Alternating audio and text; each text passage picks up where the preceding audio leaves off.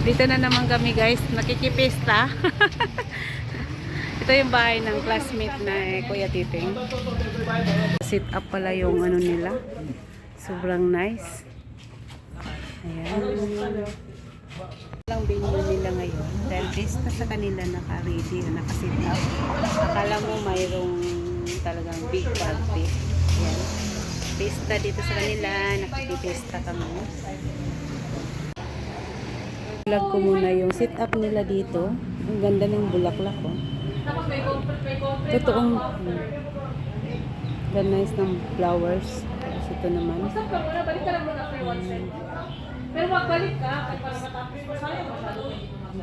Bawat lamisa iba-ibang kulay ng bulaklak.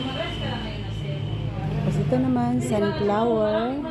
Diba siya, sabi niya gusto niya magsaka.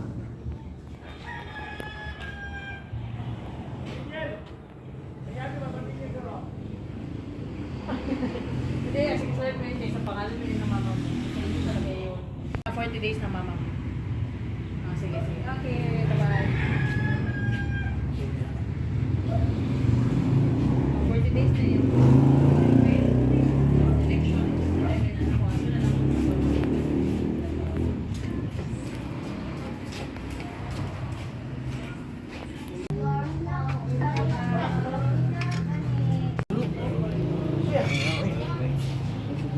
Unsa man niya siya? Bulalo. Ah, bulalo. Mm. Ito beef steak.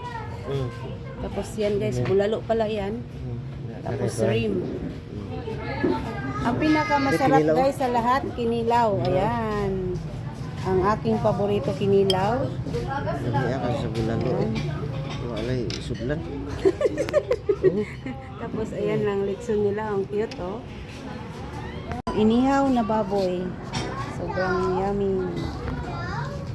Tapos sapsoy, tapos torta. My favorite. Favorite. Oo, ako kay kan pa mo ko. Mayroon ka may putahan mo. Nagkwartahan nga. Isang bahay sa tukay ito. Undang kay ko eskwela sa oras. Busog, busog.